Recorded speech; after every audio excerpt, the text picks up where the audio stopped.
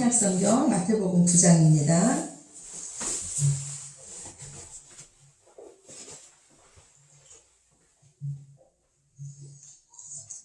마태복음 9장 35절에서 10장 1절까지 말씀입니다.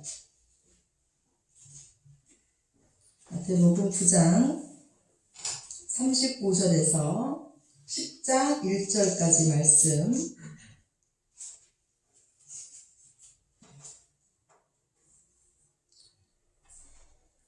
제 성경책으로 신약성경 14쪽입니다. 마태복음 9장 35절에서 10장 1절까지 말씀입니다. 우리 다 찾으셨으면 함께 합독하시겠습니다. 9장 35절입니다. 예수께서 모든 도시와 마을에 두루 다니사 그들의 회당에서 가르치시며 천국 복음을 전파하시며 모든 병과 모든 약한 것을 고치시니라. 무리를 보시고 불쌍히 여기시니 이는 그들이 목자 없는 양과 같이 고생하며 기진함이라. 이에 제자들에게 이르시되 추수할 것은 많되 일꾼은 적으니 그러므로 추수하는 주인에게 청하여 추수할 일꾼들을 보내주소서 하라 하시니라. 예수께서 그의 12 제자를 부르사 더러운 귀신을 쫓아내며 모든 병과 모든 약한 것을 고치는 권능을 주시니라. 아멘. 아멘. 존 올트 버그의 우리는 만나면 힘이 됩니다 라는 책이 있습니다. 그 책 1장 제목은요, 고슴도치의 딜레마입니다.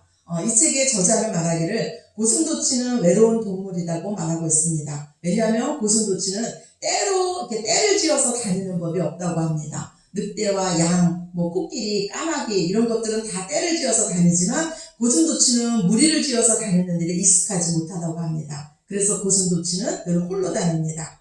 그러나 고슴도치가 언제나 혼자 있는 것은 아닙니다. 외로움을 타는 그 계절이 고슴도치에게도 있다고 합니다. 그러면 그 고슴도치는 그 이웃에게 다가갑니다. 그러나 이웃과 함께 있기를 시작하는 그 순간 그는 그 이웃들에게 상처를 주기 시작합니다. 북미상 고슴도치의 그 몸에는요, 약 3만 개의 가시가 있다고 합니다. 그래서 이웃들에게 다가서지만 상대방에게 너무나 쉽게 상처를 입히고 다시 또 멀어질 수밖에 없는 그것이 고슴도치의 숙명이라고 합니다. 이것이 바로 고슴도치의 딜레마이고 인간된 우리의 딜레마인지도 모르겠습니다. 이 세상의 모든 사람들은 모두 다 작은 가시들을 가지고 있습니다. 거부, 비난, 이기심, 시기 이런 가시들이 우리 안에 가득히 들어있습니다. 어떤 사람들은 그 가시를 잘 숨기면서 살아가지만 어떤 사람들은 조금만 다가가도 여지없이 그 가시를 드러내곤 합니다. 우리 인생 주변에는 가시투성이인 고슴도치들이 참으로 많이 있습니다. 그런데 문제는 다른 사람들만 고슴도치 인생을 사는 것이 아니라 우리 자신 역시도 고슴도치라는 사실입니다. 엊그제 저희 아들이 저한테 카톡을 하나 보내주었습니다. 전생에 내가 어떤 지구에 살고 있었을까 이것을 맞춰보는 재미있는 영상이었습니다. 제가 이 시간 여러분에게 제 집을 보여드리려고 합니다. 제가 전생에 이런 집에 살았다고 합니다. 기대하시기 바랍니다. 아마 그때 제 옆에 우리 최수원 성도님이 계셨다면 목사님 제가 인테리어 해드릴게요. 아마 이랬을지도 모릅니다.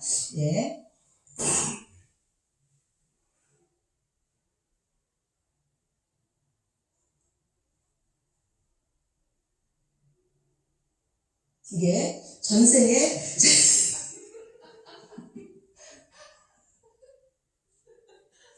전생에 제가 이런 집에 살았다고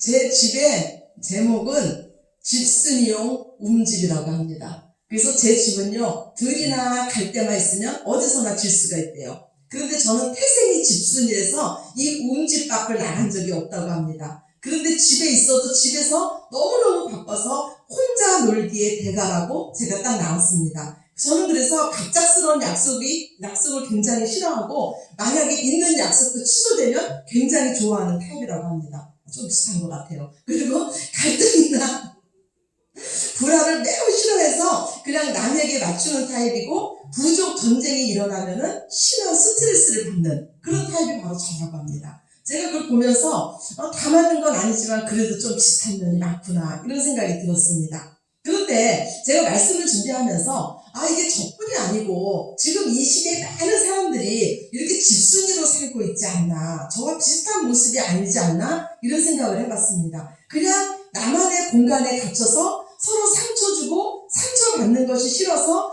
혼자 놀기에 대가가 되지 않았나 이런 생각을 해봤습니다. 우리가 사랑하는 우리 하나님 아버지는요, 이처럼 고슴도치 같은 우리, 고아와 같은 인생을 살고 있는 우리를 끌어안으셨습니다. 하나님의 사랑이 바로 이런 사랑입니다. 세상 사람들은 가시가 싫다고 우리를 거부하지만 하나님은 가시와도 비교가 안 되는 시체 썩는 냄새가 풀풀 나는 저와 여러분을 끌어안으셨습니다. 로마의 형벌 중에는요, 합시형이라는 형벌이 있습니다. 이 형벌은요, 사형 제도로서 사형 언도가 내려질 때까지 그 사람을 그가 죽인 그 시체와 함께 묶어두는 형벌입니다. 그래서 이 사람은 자신이 죽인 수십 구의 시체와 함께 묶여 있다가 사형을 당하게 됩니다. 아마 그 묶여있는 동안에 그 앞에서 시체가 썩는 냄새가 이 사람의 코에 들어올 거고, 시체가 썩음으로써 발생하는 그 벌레들이 이 사람 몸으로 옮겨와서 이 사람 몸도 역시 부패되고 있을 것입니다. 그런데 이 상태, 바로 이렇게 시체처럼 썩어가고 있는 이 상태가 예수님을 믿기 전에 바로 저와 여러분의 상태라고 성경은 말씀하고 있습니다. 로마서 7장 24절 말씀에 보면, 오라 나는 공고한 사람이로다 이 사망의 몸에서 누가 나를 건져내려 하면서 사도 바울은 탄식하고 있습니다. 죄인 중에 죄인이며 죄로 인해 죽을 수밖에 없는 우리들, 이제 죽음이 확정되어서 그 사망의 줄에 매어있는 우리들을 그 어느 누구도 풀어줄 자가 없었습니다. 그런데 우리가 사랑하는 하나님께서 친히 그 사망의 줄로 매이러 들어오셨습니다. 우리와 하나가 되셨습니다. 사망의 줄에 매여서 우리와 같은 모습이 되셨습니다. 죽을 수밖에 없는 냄새나고 썩어가는 우리와 한 몸이 되셨습니다. 그리고 우리와 함께 그 자리에서 죽으셨습니다. 그런데 죄가 없으신 예수님은 그 사망에 매여 있으실 수가 없으셔서 3일 만에 부활하셨습니다. 그런데 홀로 부활하신 것이 아니라 우리와 함께 부활하셨습니다. 우리를 끌어안고 부활하셨습니다. 사도행전 2장 24절 말씀에 보면, 하나님께서 그를 사망의 고통에서 풀어 살리셨으니 이는 그가 사망에 매여 있을 수 없었습니다. 그래서 이제 우리는 죄와 사망의 법에서 해방되었습니다. 요한복음 5장 24절에 내가 진실로 너희에게 이르노니 내 말을 듣고 나 보내신 이를 믿는 자는 영생을 얻었고 심판에 이르지 아니하나니 사망에서 생명으로 옮겼느니라. 아멘이십니까? 예수님을 믿는 우리들은 사망에서 생명으로 옮긴 자인 줄로 믿으시기 바랍니다. 예수님은 우리와 하나됨으로 우리를 살리셨습니다. 주님과 하나된 이제 우리는 주님의 눈으로 세상을 바라봐야 될 줄로 믿습니다. 오늘 36절 말씀 우리 다시 한번 읽으시겠습니다. 36절입니다. 무리를 보시고 불쌍히 여기시니 이는 그들이 목자 없는 양과 같이 고생하며 기지나 이러라. 아멘. 예수님은 목자 없는 양처럼 고생하며 그 기진하는 사람들의 모습을 보셨습니다. 상처받는 이웃의 치료자가 우리가 되려면 먼저 우리의 눈에 이 세상에서 고생하고 기진한 그들의 영혼이 우리의 눈에 보여져야 됩니다. 그러나 우리가 그들을 보는 것만으로는 족하지 않습니다. 어떤 율법교사가 예수님을 시험하며 묻습니다. 선생님, 내가 무엇을 하여야 영생을 얻겠습니까? 예수님은 이 율법교사에게 대답을 하기를, 네가 율법교사인데 성경에 어떻게 써있고 네가 그것을 어떻게 읽느냐? 이 율법교사는 예수님, 내 마음을 다하고 목숨을 다하고 뜻을 다하고 힘을 다하여 주 너의 하나님을 사랑하고 또 이와 같이 내 이웃을 네 자신같이 사랑하라고 하였습니다. 그래, 네 대답이 옳다. 그대로 살면 네가 영생을 얻을 것이다. 그러자 율법교사는요, 자신을 옳게 보이려고 또 예수님께 묻습니다. 그러면 예수님, 내 이웃이 누굽니까? 그러자 예수님은 우리의 이웃에 대한 것을 사마리아 사람의 비유를 들어서 말씀해 주십니다. 어떤 사람이 예루살렘에서 여리고로 내려가는 중에 강도를 만났습니다. 강도는 이 사람의 옷을 벗기고 때리고 거반 죽은 상태로 이 사람을 버리고 갔습니다. 마침 그 길을 한 제사장이 지나가게 되었습니다. 그런데 이 제사장은 그를 그를 보고도 피하여 그냥 그 길을 갔습니다. 그 다음에 레위인이 이 길을 걷게 되었습니다. 그런데 레위인도 마찬가지로 그 사람을 보고 그냥 피하여 자기 갈 길로 갔습니다. 그리고 누가복음 10장 33절 말씀해 보니 어떤 사마리아 사람은 여행하는 중 거기 이르러 그를 보고 불쌍히 여겼다고 말씀하고 있습니다. 그리고 가까이 가서 기름과 포도주를 가지고 그 상처에 붓고 싸매주고 자기 짐승에 태워서 주막으로 데려가서 그를 돌봐주기 시작합니다. 그리고 이튿날 그 주막 주인에게 말하기를 내가 이 데나리온 둘을 줄 테니까 내가 올 때까지 이 사람을 돌보아 주십시오. 그리고 비용이 더 든다면 내가 또 나중에 그 비용을 지불하겠습니다. 이렇게 말합니다. 여러분의 생각에는 이 세 사람 중에 누가 강도 만난 자의 이웃입니까? 바로 이 강도 만난 자를 불쌍히 여긴 자입니다. 그를 보는 데서 그친 것이 아니라 그에게 가까이 다가선 사람입니다. 그의 필요를 채워준 사람입니다. 무엇보다도 이 세상에서 생명이 가장 귀하다는 것을 안 사람입니다. 예수님은 오늘 우리에게 말씀하시기를 너도 가서 사마리아 사람처럼 하라고 오늘 우리에게 말씀하십니다. 영생은 분명히 우리가 예수 그리스도를 믿음으로 우리에게 임했습니다. 그러나 예수님은 오늘 율법고사가 예수님 내가 무엇을 하여야 영생을 얻겠습니까? 이 질문에 사마리아 사람을 비유로 들어서 우리에게 말씀해 주셨습니다. 믿음은 반드시 행함으로 보여지게 되어 있습니다. 우리는 행함으로 구원을 받는 것은 아닙니다. 믿음으로 구원을 받습니다. 그러나 믿음으로 구원받은 자의 삶에는 반드시 하나님의 긍휼하심, 하나님의 사랑하심이 드러나게 되어 있습니다. 하나님께서 우리에게 주신 가장 귀한 마음 중에 하나가 바로 긍휼히 여기는 마음일 것입니다. 또한 우리가 감당할 수 있는 가장 귀한 사역이 있다면 그 긍휼히 여기는 마음을 가지고 이웃을 돌보는 것입니다. 상하고 상처받은 영혼들을 끌어안는 것입니다. 예수님은 오늘 그 상한 그 마음, 그 사람들을 보시고 추수할 일꾼들을 보내달라고 기도하시면서 10장 1절에 제자들을 부리고 계십니다. 즉 예수님께서 제자를 부르신 이유도 또 저와 여러분을 부르신 이유도 상처받은 영혼들을 예수님께로 인도하기 위함인 줄로 믿으시기 바랍니다. 2차 세계대전 당시에 이탈리아에 그 작은 강을 사이에 두고 두 고아원이 있었습니다. 한 고아원은 연합군의 지원을 받아서 시설도 좋았고 그곳에는 먹을 것도 풍족했습니다. 그런데 강 건너편 고아원이요, 그 전 고아원보다 시설도 연약하고 먹을 것도 부족했습니다. 그런데 시설이 좋았던 그 고아원에 있는 아이들보다 시설이 열악한 그 고아원에 있는 아이들이 발병률이나 사망률이 크게 낮았다고 합니다. 전쟁이 끝나고 몇 학자들이 그 이유를 분석하는데 아주 흥미로운 사실 하나를 발견했습니다. 시설이 그 안 좋은 고아원에 전쟁 중에 아이를 잃고 정신을 잃은 한 엄마가 그 고아원에 들어오게 됐습니다. 그런데 이 엄마는 그 고아원에 있는 아이들이 자기 아이로 착각하면서 매일 거기에 있는 아이들을 안아주고 보듬어 주었다고 합니다. 바로 이것이 이 두 고아원의 결정적인 차이를 낳았다고 합니다.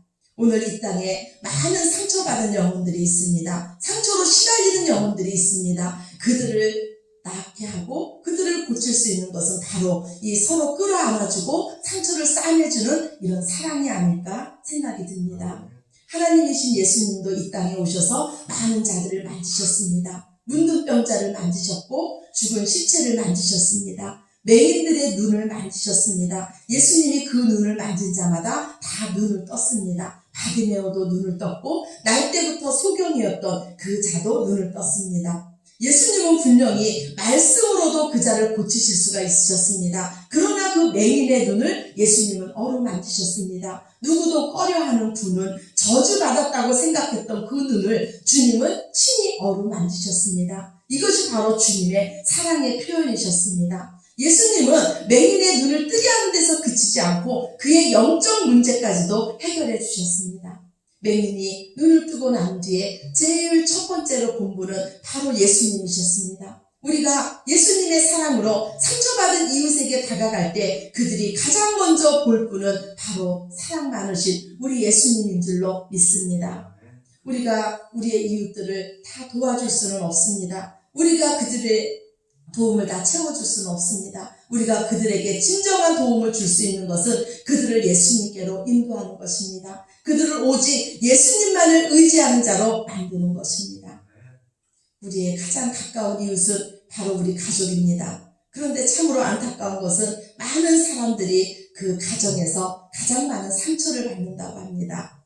저는 세 아들을 뒀습니다. 그런데 제가 우리 큰아이에게는 참으로 미안한 마음이 많이 있습니다. 우리 큰아이는 그 아이가 15개월 때 동생을 낳습니다. 지금 제 조카가 20개월이 조금 넘었는데도 제 조카가 얼마나 아기인지 모릅니다. 얼마나 사랑받고 있는지 모릅니다. 그런데 우리 큰아이는 15개월 되었을 때 형이 되었습니다. 그래서 많은 것을 양보해야 됐습니다. 엄마 품을 양보해야 됐고 아빠의 사랑을 양보해야 됐습니다. 그리고 형이라는 이유로 많이 혼나기도 했습니다. 그런데 어느 날 하나님께서 저에게 우리 큰아이의 모습을 보여주셨습니다. 그 아이가 어린 초등학생 모습인데 웃옷을 벗고 앉았는데 온몸이 상처투성인 것입니다.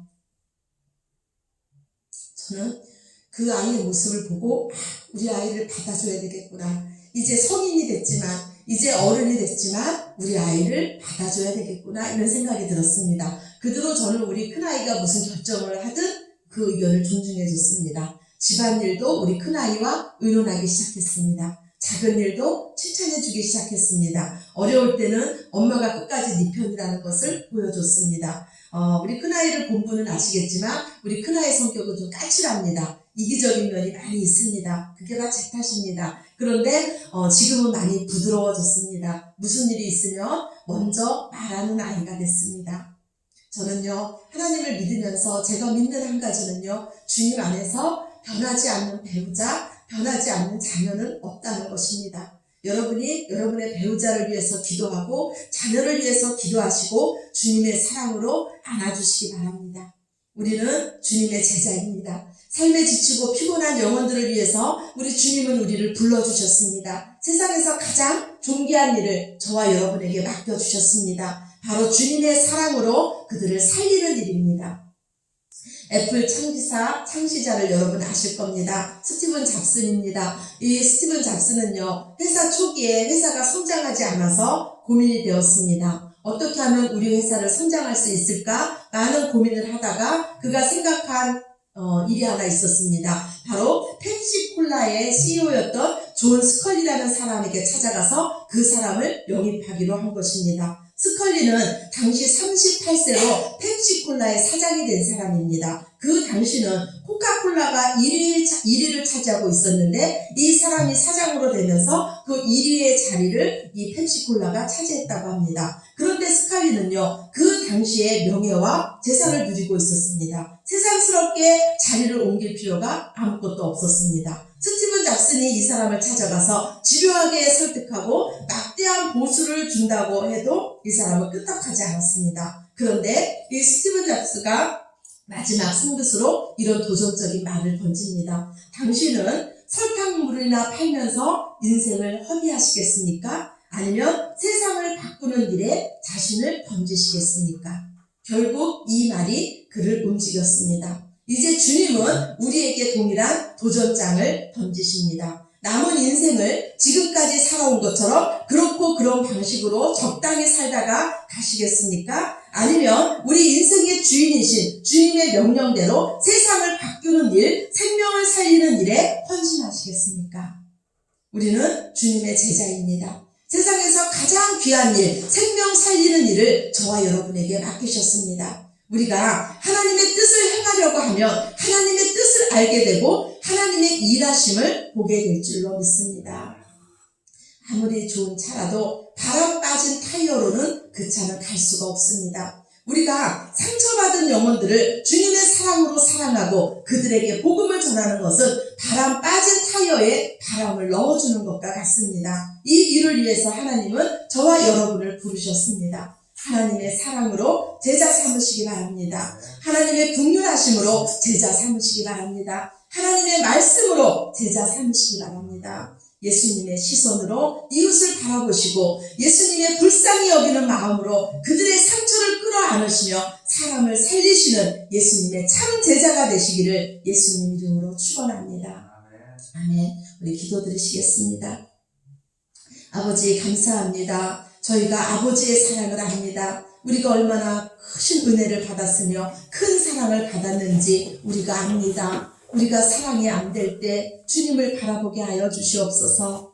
정말로 하나님과 원수된 우리들을 사랑해 주시고 우리를 위해서 죽어주신 그 사랑을 생각하며 이 땅에서 주님의 참 제자로 살게 하여 주시옵소서. 많은 자들이 상처로 인해서 힘들어하고 있습니다. 많은 자들이 숨어 들어가고 있습니다. 그들을 주님 품으로 이끌어내는 사명을 하나님 우리에게 주셨습니다. 이제는 그 사명자로 살게 하여 주시옵소서. 주님의 사랑으로 살게 하여 주시옵소서. 아버지, 우리는 연약합니다. 우리 힘으로는 할 수 없사오니 날마다 말씀해 주시고 그 말씀에 순종할 때 하늘의 지혜를 더하여 주시며 순종할 능력을 더하여 주시옵소서. 이 시간도 친히 말씀해 주신 주님의 은혜에 감사드리며 사랑이 많으신 예수 그리스도의 이름으로 간절히 기도드렸습니다.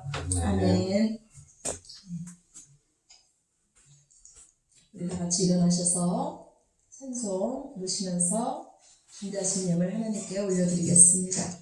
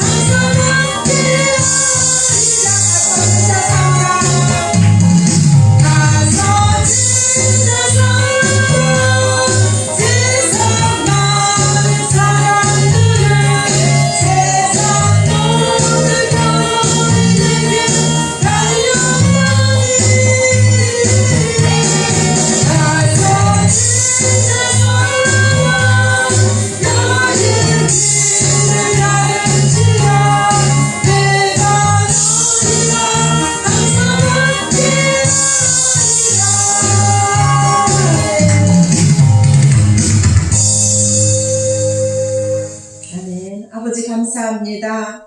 아버지, 우리에게 아버지 마지막으로 말씀하기를 너희는 세상으로 나아가서 제자 삼으라고 말씀해 주셨습니다. 우리가 무엇으로 예수님의 제자를 삼을 수 있겠습니까? 오직 주님의 사랑으로, 오직 주님의 은혜로, 오직 복음의 말씀으로 제자 삼게 하여 주시옵소서. 우리에게 세상에서 가장 귀한 일을 맡겨주셨사오니 그 일의 가치를 알게 하시고 이제 먼저 그의 나라와 그의 의를 구하며 하나님께 영광이 되는 삶을 살기에 부족함이 없는 저희들 되게 하여 주시옵소서. 이 시간에도 주님께서 친히 말씀해 주시고 친히 함께하여 주시며 우리 마음속에 주님의 말씀대로 살고자 하는 귀한 믿음을 주셨으니 감사합니다. 듣는데 그치는 것이 아니라 세상에 나아가서 하나님의 사람으로 살기에 부족함이 없도록 날마다 성령 충만하게 저희들의 삶을 인도하여 주시옵소서. 이 시간에도 주님의 은혜에 감사해서 주님 앞에 나와서 시간 드리며 마음 드리며 몸 드리며 귀한 예물 하나님 앞에 올려드렸습니다. 주님 받아주시옵소서. 우리의 모든 것을 받아주시고 하늘문을 여시사 하나님만이 주실 수 있는 귀한 복을 우리에게 허락하여 주시옵소서.